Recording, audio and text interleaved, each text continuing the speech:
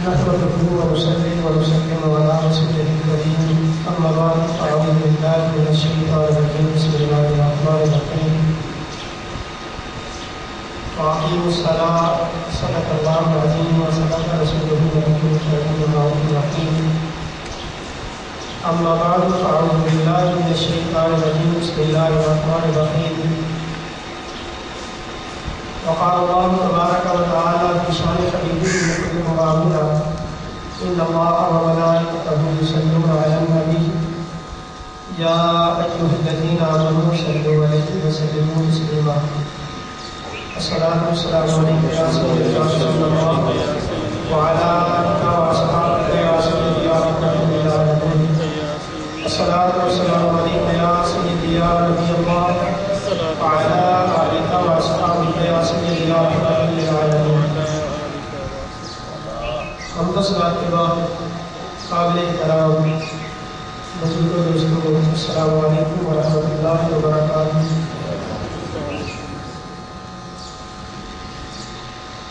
یہ ایک بات بڑا اپدیشک ہے، یہ ایک بات بڑا اپدیشک ہے، من باتوں میں منہ لیتا ہے، گفتار کا غازی بن تو گیا، کردار کا غازی بن نہ سکا۔ مسجد تو بنا دی شب بھر میں ایمان کی حرارت والوں نے، من اپنا پرانا کافی ہے، برسوں سے نمازی بن نہ سکا۔ عزیزان گرامی قدر، اللہ رب العزت نے توحید و رسالت کے بعد جس چیز کا حکم دیا ہے اور اسلام کے اندر جس عمل کی سب سے زیادہ اہمیت ہے وہ ہے نماز۔ قرآن پاک کے اندر اللہ تبارک و تعالی تقریباً 700 سے زیادہ مرتبہ نماز کے حوالے سے حکم فرماتا ہے مختلف سیغوں سے۔ تو نماز ایک اہم رکن ہے اسلام کا اور ایمان کا۔ تو نماز پڑھنے کا طریقہ بھی وہی آنا چاہیے جس نماز کا حکم پیارے محبوب علیہ السلام نے دیا ہے۔ اور آقا علیہ السلام فرماتے ہیں صلوا کما رأیتمونی اصلی، جس طرح تم مجھے نماز پڑھتا دیکھتے ہو اس طرح نماز پڑھو۔ نماز کی سب سے پہلے تو آپ یہ دیکھیں کہ نماز کی شرائط کیا ہے۔ نماز کی 6 شرائط ہیں۔ سب سے پہلی ہے طہارت۔ طہارت کے اندر جسم کا پاک ہونا، کپڑوں کا پاک ہونا، اور جس جگہ نماز پڑھی جا رہی ہے اس جگہ کا پاک ہونا ضروری ہے۔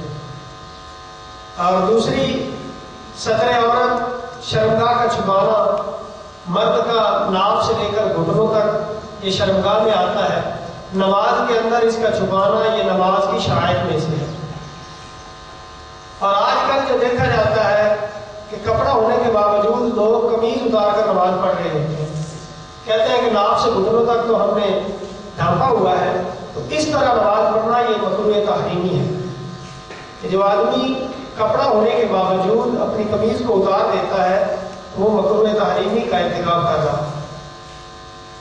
اس کے بعد طہارت، ستر عورت اور استقبال قبلہ۔ تیسری شرط نماز کی ہے استقبال قبلہ، قبلہ رخ ہونا، یہ بھی نماز کی شرائط میں سے ہے۔ پھر آتا ہے وقت۔ جو نماز پڑھ رہے ہیں اس کا وقت ہونا ضروری ہے۔ وقت زور کا ہو، آپ عصر کی نماز پڑھ رہے ہو، وہ نماز نہیں ہوگی۔ جو نماز پڑھ رہے ہیں اس کا وقت کا ہونا بھی ضروری ہے۔ اس کے بعد ہے نیت۔ نیت یہ دل کے ارادے کا نام ہے۔ ارادۃ القلب علی الفعل، فقہا نے اس کی تعریف لکھی ہے کہ کسی کام پر دل کا ارادہ کرنا یہی نیت ہے۔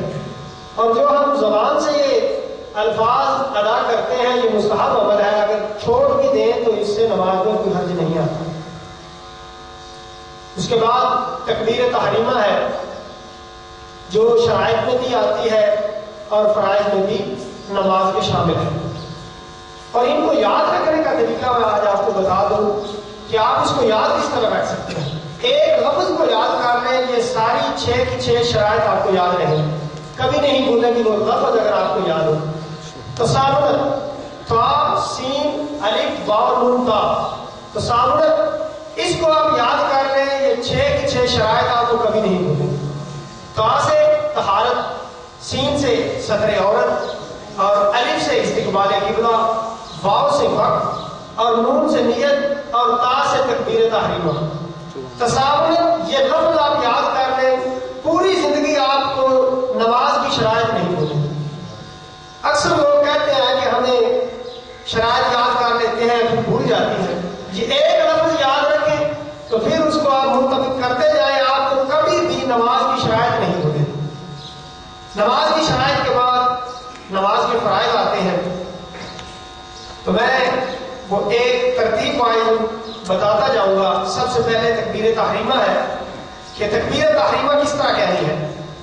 آقا علیہ الصلوۃ والسلام فرماتے ہیں، ترمذی کی حدیث پاک ہے، مفتاح الصلاۃ الطہور، نماز کی جو چابی ہے، جو کنجی ہے وہ پاکیزگی ہے. اور آگے آقا علیہ الصلوۃ والسلام فرماتے ہیں وتحریمها التکبیر وتحلیلها التسلیم. اور جو چیزیں حرام کر دیتی ہیں نماز کے اندر وہ تکبیر ہے. جب انسان ہاتھوں کو اٹھاتا ہے تکبیر تحریمہ کہتا ہے تو گفتگو کرنا اور کھانا پینا جو پہلے جائز تھا اب وہ حرام ہو گیا. تو یہ چیزیں جب نماز آپ پڑھ رہے ہیں یہ حرام ہے. جب نماز آپ سلام پھیریں گے دونوں طرف اس کے بعد یہ حلال ہو جائیں گے. یہ آپ کھا سکتے ہیں اور گفتگو بھی کر سکتے ہیں، دوسرے زندگی کے معاملات بھی گزار سکتے ہیں. جب آپ نے تکبیر تحریمہ کہنی ہے تو آقا علیہ الصلوۃ والسلام اس کے بارے میں ارشاد فرماتے ہیں. حضرت ابو حمید ساعدی رضی اللہ تعالیٰ عنہ اس کے راوی ہیں، کان رسول اللہ صلی اللہ علیہ وسلم اذا قام الى الصلاۃ، آقا علیہ الصلوۃ والسلام جب نماز کے لیے کھڑے ہوتے، استقبل القبلہ تھا، آقا علیہ الصلوۃ والسلام اپنا چہرہ مبارک قبلے کی طرف کرتے، قبلہ روح کھڑے ہوتے. آقا علیہ الصلوۃ والسلام ورفع یدیہ، اور اپنے دونوں ہاتھوں کو اٹھاتے، وقال اللہ اکبر، اور اللہ اکبر کہتے. یہ تکبیر تحریمہ کے حوالے سے. پھر مقتدی کو چاہیے کہ وہ امام کے بعد تکبیر کہے. حدیث پاک میں آتا ہے، بخاری شریف جلد نمبر 1 صفحہ نمبر 10 کے اندر یہ حدیث پاک موجود ہے. آقا علیہ الصلوۃ والسلام نے فرمایا انما جعل الامام لیؤتم بہ، امام اس لیے بنایا جاتا ہے تاکہ اس کی پیروی کی جائے. فاذا کبر، جب وہ تکبیر کہے فکبروا، تم بھی تکبیر کہو. اس سے پتہ چلتا ہے کہ پہلے امام تکبیر کہے پھر مقتدی کو چاہیے کہ تکبیر کہے. اور تکبیر کہنے سے پہلے ہاتھوں کو اٹھانا چاہیے. حدیث پاک میں آتا ہے، حضرت وائل بن حجر رضی اللہ تعالیٰ عنہ اس کے راوی ہیں، ابو داؤد شریف جلد نمبر 1 صفحہ نمبر 112 میں یہ حدیث پاک موجود ہے. فرماتے ہیں اللہ رسول نبی صلی اللہ علیہ وسلم، بے شک میں نے نبی پاک صلی اللہ علیہ وسلم کو دیکھا، حین قام الی الصلاۃ، جب نماز کے لیے کھڑے ہوتے، رفع یدیہ، اپنے ہاتھوں کو اٹھاتے، حتی کانتا بحجال منکبیہ، یہاں تک کہ وہ کندھوں کے برابر ہاتھ ہو جاتے. وہذا ابہامہ اذنیہ، اور آقا علیہ الصلوۃ والسلام کے انگوٹھے مبارک کانوں کے برابر پہنچ جاتے. ثم کبر، پھر تکبیر کہتے. یعنی کہ پہلے ہاتھوں کو اٹھانا چاہیے پھر تکبیر کہنی چاہیے. اور جب آپ ہاتھ اٹھائیں، ہاتھ اٹھاتے ہوئے انگلیوں کی کیفیت کیسی ہونی چاہیے. آقا علیہ الصلوۃ والسلام فرماتے ہیں، حضرت ابو ہریرہ رضی اللہ تعالیٰ عنہ اس کے راوی ہیں، ترمذی شریف جلد نمبر 1 صفحہ نمبر 56 میں یہ حدیث پاک موجود ہے. کان رسول اللہ صلی اللہ علیہ وسلم اذا کبر، آقا علیہ الصلوۃ والسلام جب تکبیر کہتے، نشر اصابعہ، آپ کی انگلیاں مبارک جو ہوتی ہیں وہ کھلی ہوتی، یعنی کہ انگلیوں کو ملا کر تکبیر نہیں کہنی چاہیے اور بالکل بتکلف بھی نہیں کھلی چھوڑنی چاہیے، بلکہ ان کی اصلی حالت جو ہے اس پر چھوڑ دینا چاہیے. اور آپ کی یہ ہتھیلیاں جو ہے یہ قبلہ رخ ہونی چاہیے، اور انگلیاں یہ سب قبلہ رخ ہونی چاہیے جب آپ تکبیر کہہ رہے ہیں. اور پھر ہاتھوں کو بڑھا کر اٹھانا چاہیے. آقا علیہ الصلوۃ والسلام فرماتے ہیں، حضرت ابو ہریرہ رضی اللہ تعالیٰ عنہ اس کے راوی ہیں، آقا علیہ الصلوۃ والسلام کے عمل مبارک کے بارے میں ہمیں بتاتے ہیں، کان رسول اللہ صلی اللہ علیہ وسلم کان یرفع یدیہ فی الصلاۃ مدا، آقا علیہ الصلوۃ والسلام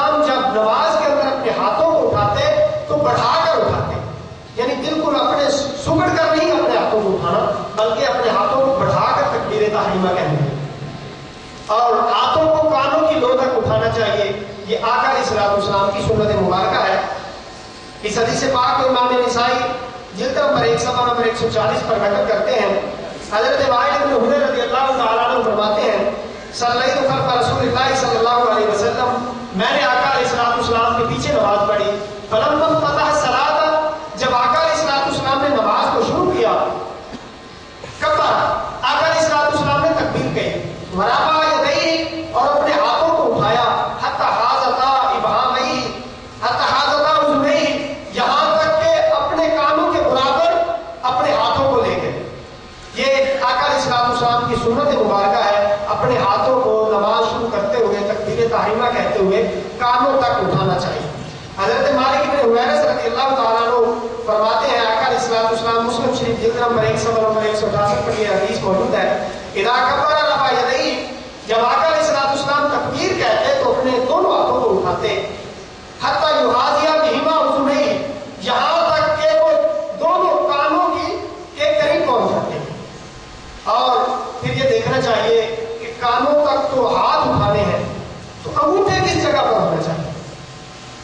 آقا علیہ الصلوۃ والسلام کے صحابی حضرت وائل بن حجر رضی اللہ تعالیٰ عنہ فرماتے ہیں انہ کان نبی صلی اللہ علیہ وسلم، بے شک میں نے نبی پاک صلی اللہ علیہ وسلم کو دیکھا، اذا افتتح الصلاۃ، جب نماز کو شروع فرماتے، رفع یدیہ، تو اپنے دونوں ہاتھوں کو اٹھاتے، حتی تقاطع ابہامہ تحاذی شہمۃ اذنیہ، یہاں تک کہ آقا علیہ الصلوۃ والسلام کے دونوں ہاتھ جو ہے وہ دونوں انگوٹھے وہ کانوں کی لو کے قریب ہو جاتے ہیں. یعنی کہ کانوں کی لو تک اپنے ہاتھوں کو اٹھانا یہ آقا علیہ الصلوۃ والسلام کی سنت مبارکہ ہے تکبیر تحریمہ کہتے ہوئے. اس کے بعد مسئلہ رفع یدین ہے کہ رفع یدین کن کن موقعوں پر کرنا چاہیے، کن پر نہیں کرنا چاہیے. امام اعظم ابو حنیفہ رضی اللہ تعالیٰ عنہ کا مسلک ہے کہ فقط جب نماز آپ شروع کریں، افتتاح نماز کے وقت، تکبیر تحریمہ کے وقت آپ اپنے دونوں ہاتھوں کو اٹھا سکتے ہیں. اس کے بعد پوری نماز کے اندر ہاتھ اٹھانے جائز نہیں ہے. یہ حکم اور جو حدیث ہمیں رفع یدین کے بارے میں ملتی ہے وہ ساری کی ساری منسوخ ہو چکی ہیں، کیونکہ ان کا ایک ناسخ موجود ہے کہ آقا علیہ الصلوۃ والسلام نے رفع یدین نہیں کیا. اور جب یہ ہمیں عمل مبارک، کچھ لوگ یہ کہتے ہیں کہ ان کے پاس اتنی دلیلیں ہیں، اتنی حدیثیں ہیں، ادھر بھی حدیثیں ہیں، لیکن جو منسوخ کرنے کے لیے، حکم کو ختم کرنے کے لیے ایک دلیل بھی کافی ہوتی ہے. یہ نہیں کہ وہ آپ کہیں کہ اتنی دلیلیں ہم بھی لے کر آئے. ایک بھی دلیل آ جائے کہ اس عمل کو آقا علیہ الصلوۃ والسلام نے چھوڑ دیا ہے تو پھر وہ ساری کی ساری منسوخ ہوگی، اب ان کا اعتبار نہیں ہوگا. جس طرح کہ آپ دیکھیں شراب کے بارے میں قرآن پاک میں زیادہ مرتبہ پینے کا حکم آیا ہے اور پیے جانے کے بارے میں حکم آتا ہے، لیکن منع کا ایک مرتبہ ہے. یا اس سے تھوڑا سا اور دیکھ لیں، وہ ایک ترتیب واحد ہے کہ آقا علیہ الصلوۃ والسلام نے امت کے حوالے سے اور صحابہ کو دیکھا کہ ان کی زندگیاں کیسے گزری ہیں، تو اس کے حوالے سے مختلف ادوار میں اور مختلف طریقوں سے اس کی حرمت آقا علیہ الصلوۃ والسلام نے اور اللہ تعالیٰ نے قرآن پاک میں بیان فرمائی اور آقا علیہ الصلوۃ والسلام نے صحابہ کو بتائی. ایک بھی دلیل مل جائے تو وہ کافی ہے. لیکن پھر بھی میں آپ کو احادیث بتاتا ہوں. حضرت براء ابن عازب رضی اللہ تعالیٰ عنہ فرماتے ہیں، اس حدیث پاک کو امام ابو داؤد نے نقل کیا جلد نمبر 1 صفحہ نمبر 116 پہ. حضرت براء ابن عازب رضی اللہ تعالیٰ عنہ فرماتے ہیں رأیت رسول اللہ صلی اللہ علیہ وسلم رفع یدیہ، میں نے آقا علیہ الصلوۃ والسلام کو رفع یدین کرتے ہوئے دیکھا. حین افتتح الصلاۃ، جب آقا علیہ الصلوۃ والسلام نے نماز کو شروع کیا. ثم لم يرفعهما حتى انصرفا، پھر اس کے بعد آپ نے پوری نماز کے اندر رفع یدین نہیں کیا یہاں تک کہ نماز سے پھر گئے. یعنی کہ نماز کو ختم کر دیا، تکبیر تحریمہ کے علاوہ آقا علیہ الصلوۃ والسلام نے رفع یدین نہیں کیا. دوسری حدیث حضرت کعب بن عجرہ رضی اللہ تعالیٰ عنہ وہ اس کو روایت فرماتے ہیں، وہ بھی وہاں پر تشریف فرما تھے، وہ اپنے الفاظ میں بیان فرماتے ہیں رأیت رسول اللہ صلی اللہ علیہ وسلم حین افتتح الصلاۃ یرفع یدیہ فی اول تکبیرۃ. حضرت کعب بن عجرہ رضی اللہ تعالیٰ عنہ فرماتے ہیں میں نے آقا علیہ الصلوۃ والسلام کو دیکھا کہ جب آپ نے نماز کو شروع کیا تو رفع یدین کیا فی اول تکبیرۃ، پہلی تکبیر کے اندر، یعنی کہ تکبیر تحریمہ کے وقت آقا علیہ الصلوۃ والسلام نے رفع یدین کیا، اس کے بعد رفع یدین نہیں کیا۔ اور پھر حضرت عبداللہ ابن مسعود رضی اللہ تعالیٰ عنہ، ان کا عمل مبارک میں دیکھیں، حضرت علقمہ رضی اللہ تعالیٰ عنہ سے روایت ہے، وہ فرماتے ہیں قال عبداللہ ابن مسعود رضی اللہ تعالیٰ عنہ، حضرت سیدنا عبداللہ ابن مسعود رضی اللہ تعالیٰ عنہ نے فرمایا الا اصلی بکم صلاۃ رسول اللہ صلی اللہ علیہ وسلم، صحابہ کو جب جمع کیا نا تو بتاتے ہیں کیا میں تمہیں وہ نماز نہ پڑھ کے دکھاؤں جو آقا علیہ الصلوۃ والسلام کی نماز ہے؟ جس طرح آقا علیہ الصلوۃ والسلام نے نماز پڑھی ہے، کیا میں اس طرح نماز نہ پڑھ کے دکھاؤں؟ فصلى، تو انہوں نے نماز پڑھی، فلم يرفع يديه الا في اول مرة، تو آپ نے رفع یدین نہیں کیا مگر پہلی تکبیر کے اندر، پہلی تکبیر کے علاوہ کسی جگہ نماز کے اندر آپ نے رفع یدین نہیں کیا، اور یہ حدیث جو ہے صحیح ہے۔ اس حدیث پاک کو امام ابو داؤد جلد نمبر 1 صفحہ نمبر 109 اور ترمذی کے اندر یہ حدیث پاک جلد نمبر 1 صفحہ نمبر 59 پر موجود ہے۔ اور حضرت سیدنا عبداللہ ابن عمر رضی اللہ تعالیٰ عنہ، وہ ان کی روایات زیادہ آتی ہیں رفع یدین کرنے کے حوالے سے، لیکن ان کا عمل مبارک دیکھیں کہ ان کا اپنا عمل کیسا ہے۔ ادھر روایات ان کی ہے، ادھر ان کا اپنا عمل ہے۔ اس سے ثابت ہوتا ہے کہ وہ پہلے جو آقا علیہ الصلوۃ والسلام رفع یدین کرتے تھے وہ ان کے حوالے سے بیان کرتے ہیں حدیثوں کو، اور جب چھوڑ دیا پھر ان کا اپنا عمل مبارک ہے۔ جس طرح آقا علیہ الصلوۃ والسلام نے بعد میں نماز پڑھی، سیدنا عبداللہ ابن عمر رضی اللہ تعالیٰ عنہ بھی اسی طرح نماز پڑھتے ہیں۔ عن مجاہد رضی اللہ تعالیٰ عنہ، مجاہد رضی اللہ تعالیٰ عنہ سے روایت ہے قال صلیت خلف ابن عمر رضی اللہ تعالیٰ عنہ، فرماتے ہیں میں نے سیدنا عبداللہ ابن عمر رضی اللہ تعالیٰ عنہ کے پیچھے نماز پڑھی، فلم یکن یرفع یدیہ، تو آپ نے رفع یدین نہیں کیا الا فی التکبیرۃ الاولی من الصلاۃ، مگر جو تکبیر اولیٰ ہے، تکبیر تحریمہ ہے نماز کے اندر، اس کے علاوہ کسی جگہ سیدنا عبداللہ ابن عمر رضی اللہ تعالیٰ عنہ نے رفع یدین نہیں کیا۔ پتہ چلا کہ وہ پہلے کا عمل تھا، اب وہ منسوخ ہو گیا ہے، اور عبداللہ ابن عمر رضی اللہ تعالیٰ عنہ اپنے عمل سے ثابت کر رہے ہیں کہ وہ میری حدیثیں جو ہے وہ منسوخ ہو چکی ہیں، اور یہ عمل مبارک یہ آقا علیہ الصلوۃ والسلام کی اب سنت ہے۔ اور حضرت عمر بن خطاب رضی اللہ تعالیٰ عنہ ان کا بھی عمل مبارک دیکھیں۔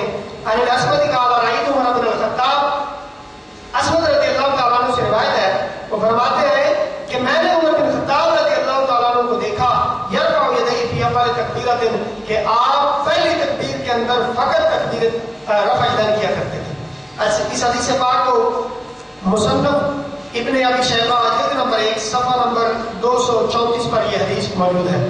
اور سیدنا علی مرتضی رضی اللہ تعالیٰ عنہ کا عمل مبارک بھی دیکھیں۔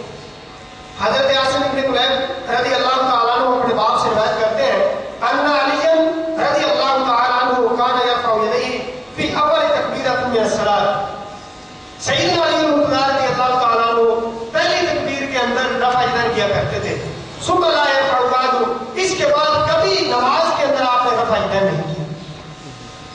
خلفائے راشدین کا عمل مبارک کی علامہ نحوی رحمۃ اللہ تعالیٰ علیہ بیان فرماتے ہیں وَأَمَّا الْخُلَفَاءُ الْأَرْبَعَةُ رضی اللہ تعالیٰ عنہم فَلَمْ يَسْقُطْ عَنْهُمْ رَفْعُ الْعِيدِ فِي غَيْرِ تَكْبِيرَةِ الْإِحْرَامِ، کہ بہرحال جو خلفائے اربعہ ہیں ان سے رفع یدین جو ہے وہ تکبیر تحریمہ کے علاوہ ثابت نہیں ہے، فقط تکبیر تحریمہ کے اندر وہ رفع یدین کیا کرتے تھے، اس کے بعد رفع یدین نہیں کرتے تھے۔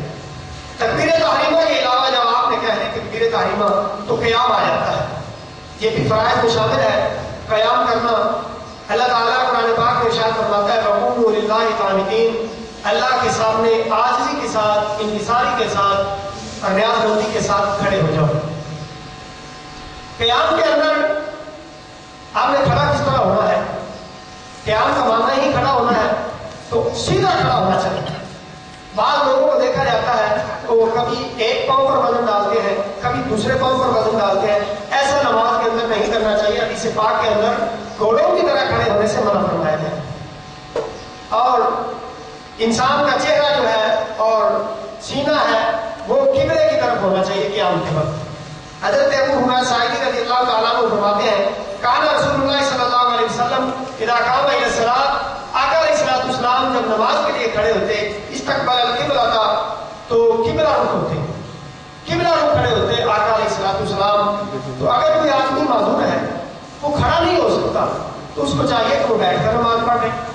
हजरत इमरान इब्न हसीन रज़ियल्लाहु तआला अन्हु फरमाते हैं कि मुझे नासूर का आरिज़ा था, मैंने अपनी नमाज के हवाले से आका अलैहिस्सलाम के अर्ज की कि आका अलैहिस्सलाम से पूछा कि मैं किस तरह नमाज पढ़ूं, मैं बीमार आदमी हूँ। आका अलैहिस्सलाम ने फरमाया सल्ली काइमन, खड़े होकर नमाज पढ़ो। फ़इन लम तस्तती, अगर ये ताकत नहीं रखते हो फ़क़ाइदन, तो बैठकर नमाज पढ़ लो। फ़इन लम तस्तती फ़क़ाइदन, और अगर बैठने की भी ताकत नहीं रखते तो फिर फ़अला जंबिन, करवट के बल आप नमाज पढ़ सकते हैं। नमाज फिर भी माफ नहीं है। आजकल देखा जाता है कि बुजुर्गों के पास आते हैं बड़े लोग और कहते हैं जी दुआ करें कि हमारा बेटा नमाजी हो जाए। हमारी तो जिस तरह गुजरनी थी गुजर गई, आप इनके बारे में दुआ करें ये नमाजी हो जाए। खुद नहीं, बूढ़ा होकर नमाज नहीं पढ़ता तो वो जवान कैसे पढ़ेगा? जिसको इतनी जिंदगी गुजारने के बावजूद ख्याल नहीं आया कि मैंने मरना भी है, मुझसे सवालात भी होने हैं, नमाज के बारे में भी पूछा जाना है। इमाम ज़हबी ने किताब कबायर के अंदर बेनमाजी और जो नमाज के अंदर सुस्ती करने वाला है उसके अज़ाब के बारे में बयान फरमाते हैं। उसको 12 अज़ाब दिए जाते हैं। इमाम ज़हबी दुनिया के अंदर 3 और 3 मरतबा और 3 कब्र के अंदर और 3 हशर के दिन। दुनिया के अंदर 3 अज़ाब कौन से उसको दिए जाते हैं? सबसे पहले तो उसके रिज़्क़ से बरकत को उठा लिया जाता है, दूसरा उसकी उम्र से बरकत को उठा लिया जाता है, तीसरा उसके चेहरे से ईमान की तमानियत को उठा लिया जाता है, और मरते वक्त अल्लाह ताला 3 अज़ाबों में मुब्तला करता है उसको कि मरते वक्त वो भूखा मरता है, प्यासा मरता है और ज़लील होकर मरता है। और कब्र के अंदर जो अज़ाब उसको मिलने हैं, जो नमाज के अंदर सुस्ती करने वाला है, बेनमाजी नहीं, नमाज के अंदर सुस्ती करने वाला है, कब्र के अंदर सबसे पहला अज़ाब उसको यह दिया जाएगा कि उसकी दाईं पसलियों को बाईं पसलियों में पेवस्त कर दिया जाएगा और बाईं पसलियों को बाईं पसलियों में पेवस्त कर दिया जाएगा। और तीसरा उसकी कब्र के अंदर आग को जलाया जाएगा। और तीसरा अज़ाब जो कब्र के अंदर नमाज के अंदर सुस्ती करने वाले को दिया जाएगा वो ये कि उस पर एक सांप को मुसल्लत कर दिया जाएगा, जो उसको एक मरतबा डसेगा तो 70 साल तक उसका असर रहेगा। ये नहीं कि वो 70 साल के बाद डसेगा, वो बार बार डसता रहेगा। यानी उसकी शिद्दत इतनी है कि अगर एक मरतबा डसे तो 70 साल तक उसका असर रहेगा। हशर के दिन नमाज के अंदर सुस्ती करने वाले को जो 3 अज़ाब दिए जाएंगे, सबसे पहला अज़ाब तो उसको यह दिया जाएगा कि उसका हिसाब जो है वो बड़ा सख्ती से लिया जाए। आप अंदाजा लगाएं कि वैसे ही अगर हिसाब दिया जाए तो हमारे पल्ले क्या है? कुछ भी नहीं है। अल्लाह ताला अपने फजल के सदके हमें बख्श दे, या नबी पाक सल्लल्लाहु अलैहि वसल्लम की शिफात का एक जरिया हमारे पास है, वही हमें मिल जाए तो हमें इसके अलावा हमारे पास कुछ भी नहीं। लेकिन जो नमाज के अंदर सुस्ती करने वाला है उसका हिसाब सख्त लिया जाए, सख्ती के साथ हिसाब होगा। और दूसरा जो अज़ाब हशर के दिन दिया जाएगा, अल्लाह ताला की नाराजगी का सामना उसे करना पड़ेगा। और तीसरा अज़ाब उसको ये दिया जाएगा कि अल्लाह ताला फरिश्तों को हुक्म देगा कि इसको जहन्नम में डाल, इसको जहन्नम में फेंक दिया जाए। ये बेनमाजी के बारे में है। तो नमाज का एहतमाम करना चाहिए और नमाज के हवाले से मसाइल भी सीखने चाहिए। ये ना हो कि सारी जिंदगी टकरे में इंसान मारता रहे, अपने सर को झुकाता भी रहे, फिर भी हासिल कुछ ना हो। नमाज की शराइत का नाम बताता हूँ, क्योंकि एक शर्त भी रहेगी तो नमाज नहीं होगी। आका अलैहिस्सलाम फरमाते हैं ला अला ला ईमान लिमन ला सलात अला, उसका ईमान ही नहीं, ईमान के अंदर उसका हिस्सा ही नहीं जिसकी नमाज नहीं।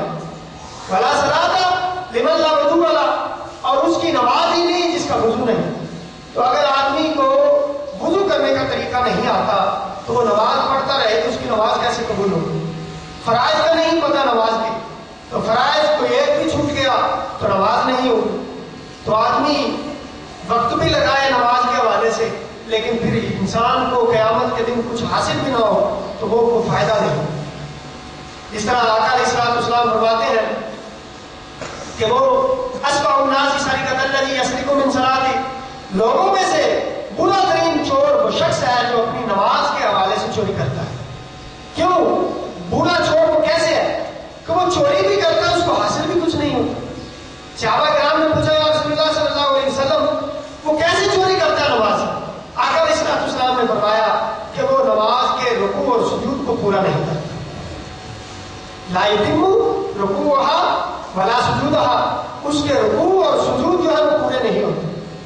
تو جو آدمی اپنے رکوع سجود وہ صحیح طریقے سے نہیں ادا کرتا تو وہ ایک چور کے ساتھ اس کی تشبیہ دی گئی۔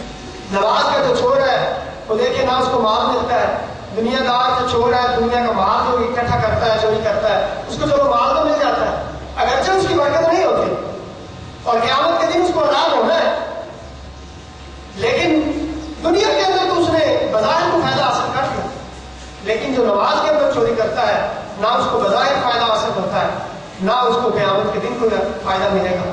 اپنا وقت بھی لگایا لیکن نماز پھر بھی قبول نہ ہو۔ تو نماز جو آدمی بیٹھ کر پڑھتا ہے اس کو آدھا ثواب ملتا ہے۔ فرائض تو ویسے ہی کھڑے ہو کر پڑھنے چاہیے اور اگر کوئی نوافل بیٹھ کر پڑھتا ہے تو اس کو آدھا ثواب ملتا ہے۔ آقا علیہ السلام کے صحابی حضرت سیدنا عبداللہ بن عمر رضی اللہ تعالیٰ عنہ فرماتے ہیں کہ میں نے یہ سنا کہ بیٹھنے والے کی نماز جو ہے وہ کھڑے ہونے والے کے مقابلے میں نصف درجہ رکھتی ہے، آدھا ثواب رکھتی ہے۔ میں گیا آقا علیہ السلام کی بارگاہ میں نے دیکھا کہ آقا علیہ السلام بیٹھ کر نماز پڑھ رہے ہیں تو میں بڑا حیران ہوا۔ آقا علیہ السلام نے بعد لوگوں سے پوچھا کہ عبداللہ بن عمر کیا ہوا، کس وجہ سے پریشان ہو، کیوں آرام ہو رہے ہو؟ انہوں نے پھر حدیث بیان کی میں نے یہ سنا تھا لیکن آپ کا عمل مبارک تو ایسا ہے۔ آقا علیہ السلام نے فرمایا میں تمہاری مثل نہیں ہوں، میں بیٹھ کر بھی نماز پڑھوں تو مجھے پورا ثواب ملتا ہے۔ سبحان اللہ۔ اسی طرح آقا علیہ السلام فرماتے ہیں صلاۃ القائم علی النصف من صلاۃ القائم، کہ کھڑے ہونے والے کی نماز بیٹھنے والے کی نماز کے مقابلے میں بیٹھنے والے کی نماز کھڑے ہونے والے کے کھڑے ہو کر نماز پڑھنے والے کے مقابلے میں نصف درجہ رکھتی ہے، آدھا ثواب اس کو ملے گا جو آدمی بیٹھ کر نماز پڑھے گا۔ اس حدیث پاک کو مسند احمد نے امام احمد بن حنبل مسند احمد کے اندر نقل کرتے ہیں جلد نمبر 2 صفحہ نمبر 193 اور اس کے بعد جب آپ قیام میں کھڑے ہو گئے ہاتھ کہاں رکھنے ہیں، ہاتھوں کو رکھنے کا کیا طریقہ ہونا چاہیے کہ یہ دونوں ہاتھ ہیں وہ کس جگہ پر ہونے چاہیے۔ مسند احمد کے اندر جلد نمبر 5 صفحہ نمبر 226 پر یہ حدیث پاک ہے۔ آقا علیہ السلام کے بارے میں صحابہ عمل مبارک امت کے سامنے رکھتے ہیں وعدہ یادہ الیمنا علی ظہر کفہ الیسری، کہ آقا علیہ السلام اپنے دائیں ہاتھ کو اپنی بائیں ہتھیلی پر رکھتے تھے، وڈوسری وسائی اور پنجے اور کلائی پر رکھنا یہ بھی آقا علیہ السلام کی سنت مبارکہ ہے۔ اس کے بعد ہاتھ باندھنے کا، جب آپ کھڑے ہو گئے ہاتھوں کی یہ کیفیت معلوم ہو گئی کہ آپ نے یہ چھوٹی انگلی اور یہ انگوٹھا جو ہے اس سے آپ نے یہ کلائی کو پکڑنا ہے اور یہ ہتھیلی پر یہ سیدھا حصہ ہے اور یہ پشت ہے اس پر رکھنا ہے۔ تو پھر یہ رکھنے کا ہے کیا سینے پر باندھنے ہیں، ناف سے اوپر ناف سے نیچے؟ تو امام اعظم ابو حنیفہ رضی اللہ تعالیٰ عنہ کا مسلک ہے وہ اس حدیث سے ہے کہ ہاتھ باندھنا جو ہے وہ ناف کے نیچے سنت ہے۔ حضرت سیدنا علی رضی اللہ تعالیٰ عنہ فرماتے ہیں ان من السنت فی الصلاۃ وضع الکف علی الکف تحت السرہ، آقا علیہ السلام کی یہ سنت میں سے ہے کہ اپنی ہتھیلی کو ہتھیلی پر رکھنا اور کس جگہ پر رکھنا ہے، تحت السرہ، ناف کے نیچے، ناف کے نیچے رکھنا یہ آقا علیہ السلام کی سنت مبارکہ ہے۔ دار قطنی جلد نمبر 1 صفحہ نمبر 286۔ اس کے بعد صلاۃ پڑھنی ہے۔ صلاۃ اس میں اللہ تعالیٰ کی تعریف و توصیف ہوتی ہے۔ حضرت سیدہ عائشہ صدیقہ رضی اللہ تعالیٰ عنہ فرماتی ہیں کان رسول اللہ صلی اللہ علیہ وسلم اذا افتتح الصلاۃ، آقا علیہ السلام جب نماز کو شروع فرماتے تو کیا کہتے ہیں، سبحانک اللہم وبحمدک وتبارک اسمک وتعالی جدک ولا الہ غیرک۔ یہ آقا علیہ السلام جب نماز پڑھتے تو یہ الفاظ دہرایا کرتے تھے۔ ترمذی شریف حدیث نمبر 242۔ اس کے بعد تعبد ہے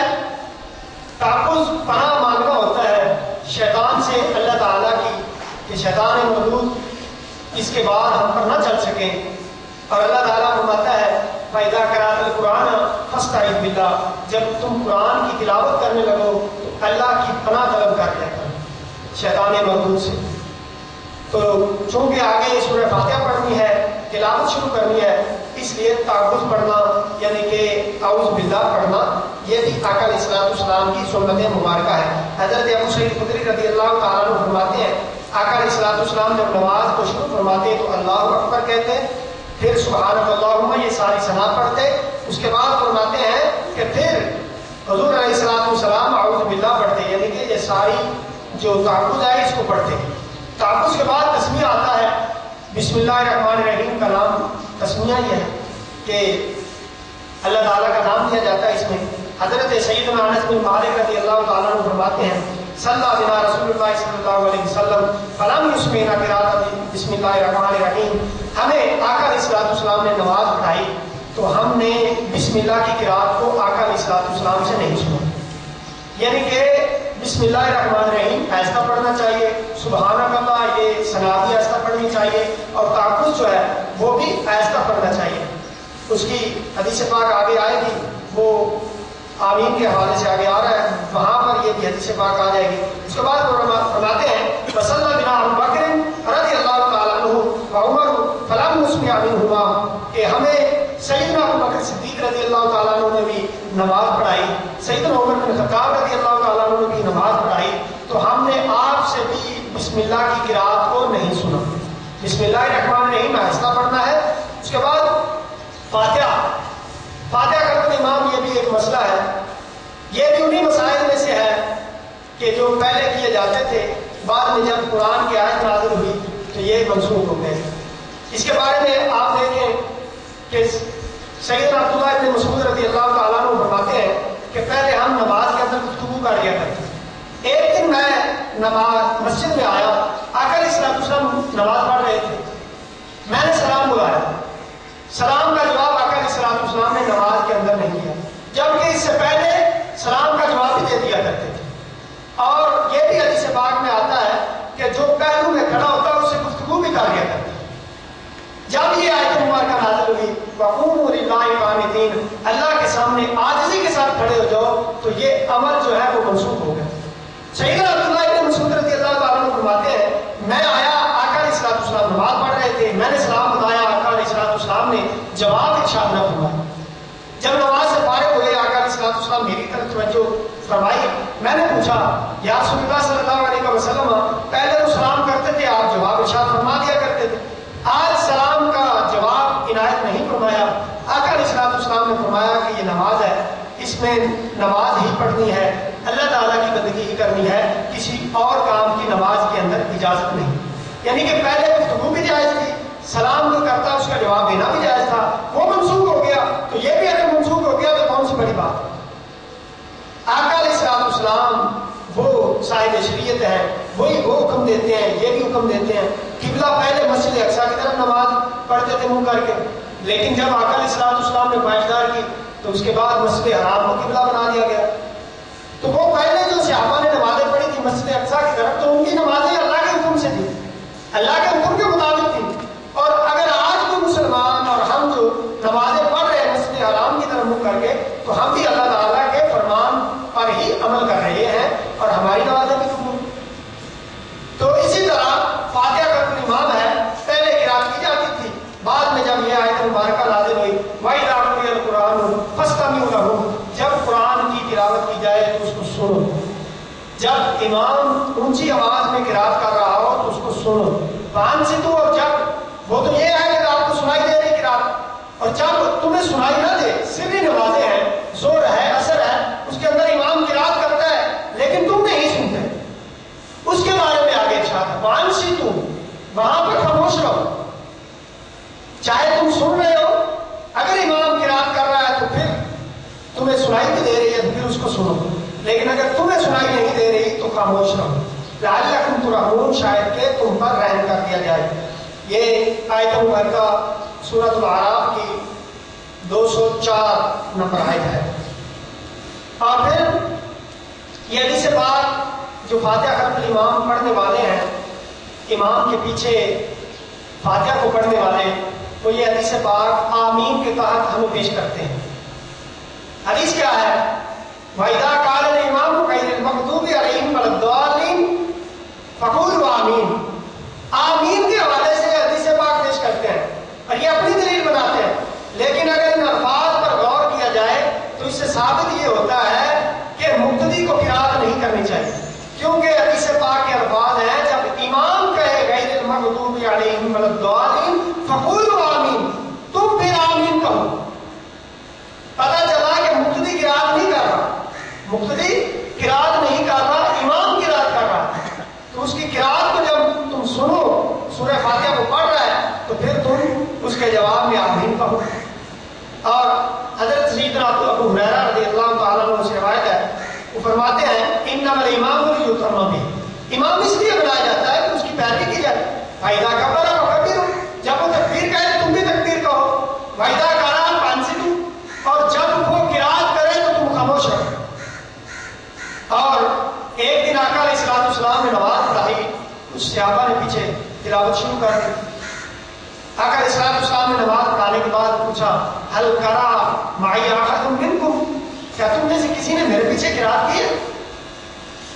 قال نعم یا رسول اللہ صلی اللہ علیہ وسلم، صحابہ نے عرض کیا رسول اللہ صلی اللہ علیہ وسلم ہاں قرات کی ہے۔ آقا علیہ الصلوۃ والسلام فرماتے ہیں انی اقول ما لی وما له القرآن، میں بھی سوچتا ہوں اور میں بھی کہتا ہوں کہ قرآن کے بارے میں مجھ سے جھگڑا کیا جا رہا۔ جب تم نماز کی مقتدی امام کے پیچھے قرات کریں گے تو وہ اس طرح ہے جس طرح قرآن کو کھینچنا ہے اپنی طرف اور امام سے اپنی قرات کھینچ رہے ہیں۔ اور دوسری حدیث پاک آتا ہے، آقا علیہ الصلوۃ والسلام فرماتے ہیں، حضرت ابو عبداللہ رضی اللہ تعالیٰ عنہ اس کے راوی ہیں، کان یقرؤون خلف الامام، کہ صحابہ نبی پاک صلی اللہ علیہ وسلم کے پیچھے، یقرؤون خلف النبی صلی اللہ علیہ وسلم، نبی پاک صلی اللہ علیہ وسلم کے پیچھے قرات کیا کرتے تھے۔ آقا علیہ الصلوۃ والسلام نے فرمایا خلقتم علی القراء، تم نے مجھ پر قرات کو خلط ملط کر دیا، یعنی نماز کے اندر جب تم بھی قرات کرو گے میں بھی کر رہا ہوں تو اس طرح کا خلط ملط کر دینا ہے قرات کو۔ امام کے پیچھے قرات نہیں کرنی چاہیے، سورہ فاتحہ نہیں پڑھنی چاہیے، اور کوئی سورت وہ آگے امام پڑھ رہا ہے پھر بھی نہیں پڑھنی چاہیے۔ اور دوسری حدیث تفسیر قرطبی کے اندر امام قرطبی اس کو نقل کرتے ہیں، لا یقرأ المأموم شیئا، کہ مقتدی بالکل قرات نہ کرے، جہرا امام ہو سرن، کہ امام چاہے وہ جہری نماز پڑھا رہا ہو یا سری نماز پڑھا رہا ہو، وہ نماز جس کے اندر امام اونچی آواز میں قرات کرتا ہے یا آہستہ آواز میں قرات کرتا ہے تو اس کے اندر قرات مقتدی کو نہیں کرنی چاہیے۔ اور آقا علیہ الصلوۃ والسلام فرماتے ہیں فقرات الامام له قرات، امام کی قرات بھی مقتدی کی قرات ہے۔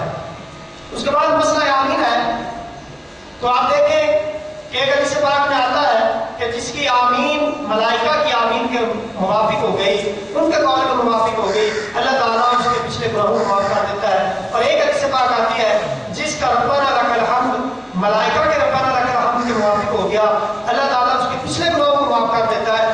کچھ لوگ یہ ہیں وہ اس حدیث پاک کو تو مانتے ہیں، اس پر تو عمل کرتے ہیں کہ ربنا لک الحمد امام کے پیچھے ایسا کہتے ہیں اور ایسا کہتے ہیں، لیکن آمین اونچی کہتے ہیں۔ دو حدیثیں ہیں، تو یہی ہے مقتدی کو چاہیے کہ امام کے پیچھے آمین بھی ایسا کہنی چاہیے۔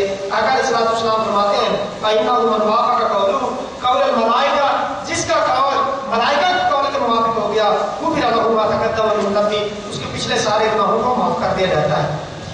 رکوع کے اندر جاتے ہوئے تکبیر کہنی چاہیے اور سیدھا کھڑا ہونا چاہیے۔ اس میں یہ بھی حدیث پاک میں الفاظ آتے ہیں کہ آقا علیہ الصلوۃ والسلام کی کمر مبارک پر اگر پانی کا پیالہ رکھ دیا جاتا یا پانی رکھ دیا جاتا تو وہ وہاں سے ملتا نہ، اس طرح سیدھا کھڑا ہونا چاہیے۔ اور یہ بھی حدیث پاک میں آتا ہے آقا علیہ الصلوۃ والسلام جب رکوع میں جاتے تو زیادہ سر کو نہ نیچے جھکاتے نہ اوپر رکھتے، بلکہ درمیان میں آقا علیہ الصلوۃ والسلام اپنے سر مبارک کو رکھا کرتے۔ اور جب رکوع کے اندر جائیں تو حضرت عبداللہ بن مسعود رضی اللہ تعالیٰ عنہ سے روایت ہے اذا رکع احدکم فقال فی رکوعہ، جب تم میں سے کوئی رکوع کرے تو رکوع کے اندر کیا کہے سبحان ربی العظیم ثلاث مرات، تو 3 مرتبہ سبحان ربی العظیم کہنا چاہیے۔ اس کے بعد سمیع اللہ لمن حمدہ کہتے ہوئے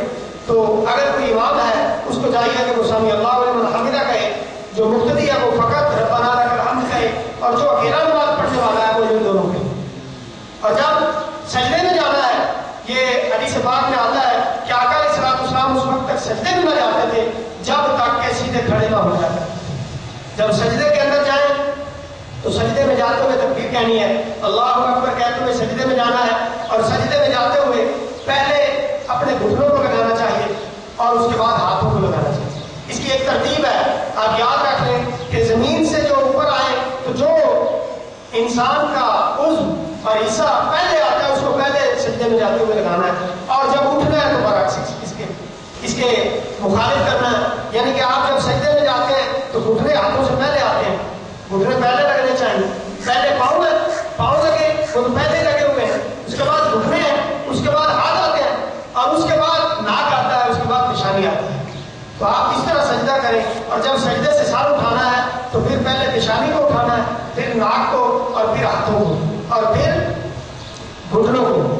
اور زمین پر اگر کوئی آدمی نوجوان ہے، اس کو چاہیے، کمزور نہیں ہے، بیمار نہیں ہے، تو وہ گھٹنوں پر ہاتھ رکھ کے کھڑا ہو دوسری رکعت کے لیے. جب دوسری رکعت کے لیے کھڑے ہو، بغیر خاموشی کے، بغیر کسی قسم کا انسان رک کر، بلکہ آقا علیہ الصلوۃ والسلام فرماتے ہیں جب دوسری رکعت کے لیے کھڑے ہو تو الحمدللہ رب العالمین سے شروع کرو. صحابہ آقا علیہ الصلوۃ والسلام کے عمل مبارک کو ہمارے سامنے رکھتے ہیں. دوسری رکعت ختم ہو گئی، اس کے بعد قاعدہ ہوتا ہے، قاعدہ اولا ہے، قاعدہ عقیدہ ہے. قاعدہ اولا یہ واجب ہے اور قاعدہ عقیدہ یہ فرض ہے. قاعدہ اولا کے اندر تشہد پڑھا جاتا ہے، اور اس کے اندر یہ دیکھنا ہے کہ آپ نے جب بیٹھنا ہے تو آپ کے ہاتھ کی انگلیاں جو ہیں وہ بالکل رانوں کے اوپر ہونی چاہیے اور گھٹنوں کے قریب ہونی چاہیے. گھٹنوں کو نہیں پکڑنا چاہیے، اس گھٹنوں کے قریب ہونی چاہیے.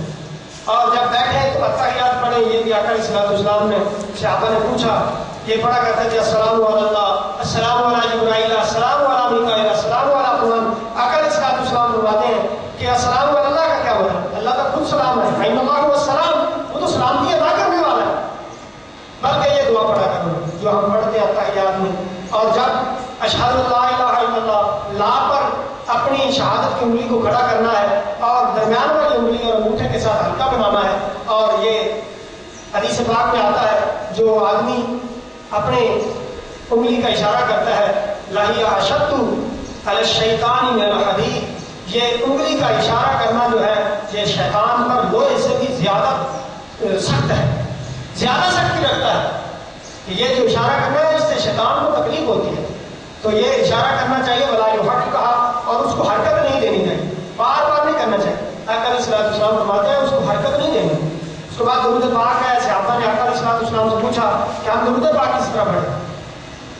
ہم نے سلام کو پڑھ دیا السلام علیکم ایھا النبی، تو درود کس طرح پڑھنا ہے؟ تو یہ درود ابراہیمی بھی ہے، اور بھی درود آقا علیہ الصلوۃ والسلام کی حدیث سے ثابت ہے.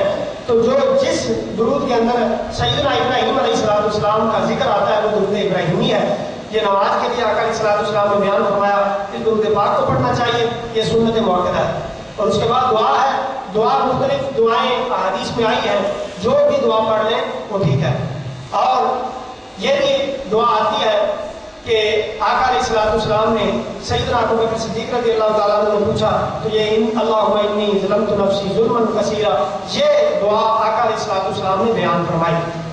اور جب دعا پڑھتے ہیں اس کے بعد السلام علیکم ورحمۃ اللہ کہنا ہے. دائیں طرف یہ نیت کرنی ہے کہ یہ جو ملائکہ ہیں جو میرے نام اعمال لکھ رہے ہیں اس کو میں سلام کر رہا ہوں. دائیں جانب جو مقتدی ہیں مومنین ہیں ان کو سلام کی نیت کرنی ہے، اور جو جن اس طرف ہے ان کو سلام کی نیت کرنی ہے. اسی طرح بائیں السلام علیکم، السلام کہنا یہ فرض ہے، اور علیکم اگر نہ بھی کہیں تو کچھ نہیں ہوتا، لیکن پھر بھی وہ آقا علیہ الصلوۃ والسلام کی سنت مبارکہ ہے. سیدہ عائشہ صدیقہ رضی اللہ تعالیٰ عنہ اس کے راوی ہیں کہ آقا علیہ الصلوۃ والسلام جب سلام دینا کرتے تھے دائیں جانب السلام علیکم ورحمۃ اللہ کہا کرتے تھے. اس کے بعد جو امام ہے وہ بالکل مقتدیوں کی طرف بھی چہرہ کر سکتا ہے. یہ بھی حدیث پاک میں آتا ہے.